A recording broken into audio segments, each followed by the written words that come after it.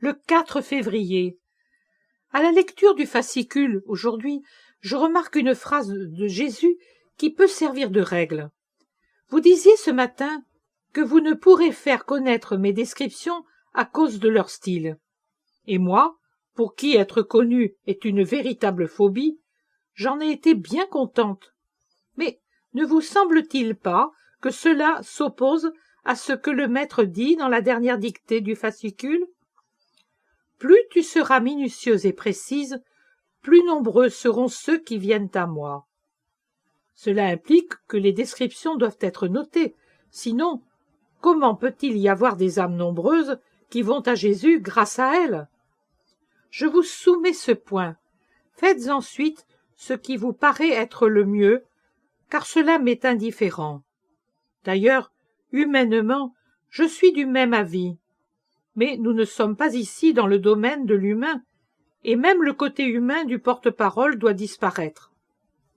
Dans la dictée d'aujourd'hui, encore, Jésus dit « En te montrant l'Évangile, je fais une tentative plus forte d'amener les hommes à moi.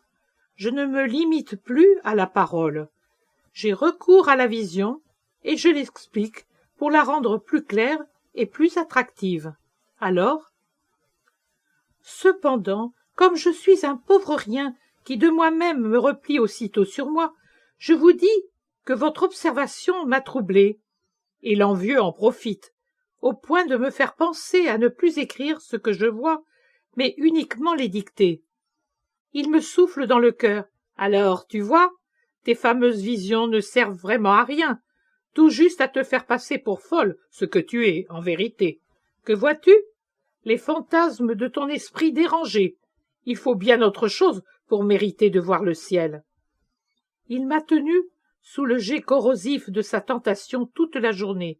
Je vous assure que je n'ai pas souffert de mes grandes douleurs physiques autant que j'ai souffert, encore maintenant d'ailleurs, à cause de cela. Il veut me faire désespérer. Mon vendredi est aujourd'hui un vendredi de tentation spirituelle. Je pense à Jésus au désert et à Jésus à Gethsémani.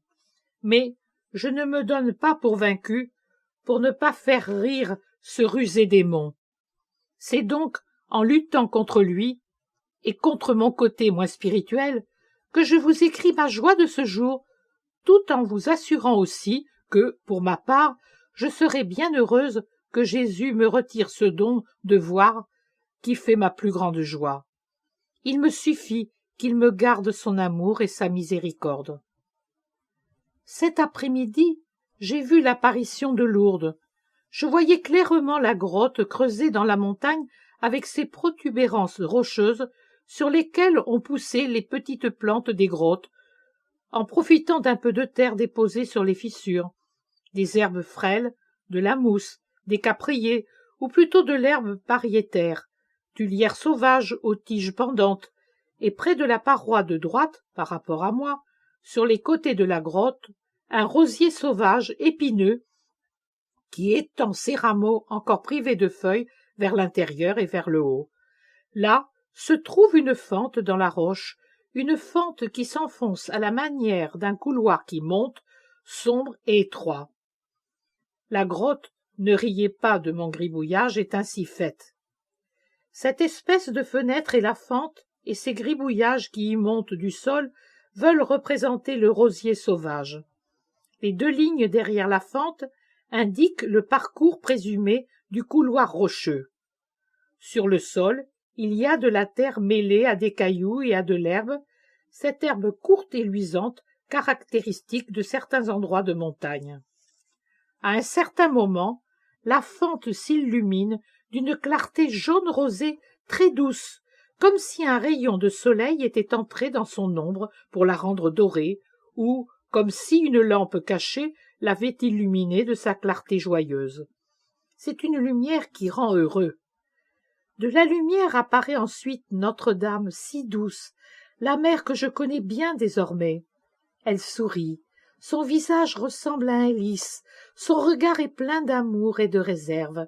Elle est tout de blanc vêtue, comme quand je l'ai vue au paradis, mais elle porte une longue ceinture faite dans une magnifique soie céleste, nouée à la taille, sous le cœur. Celle-ci descend presque jusqu'en bas de sa robe très longue, dont sortent les pointes des pieds délicats et roses. 2 roses sont plantées sur l'ourlet de la robe, au-dessus des pieds, 2 magnifiques roses qui semblent en filigrane d'or.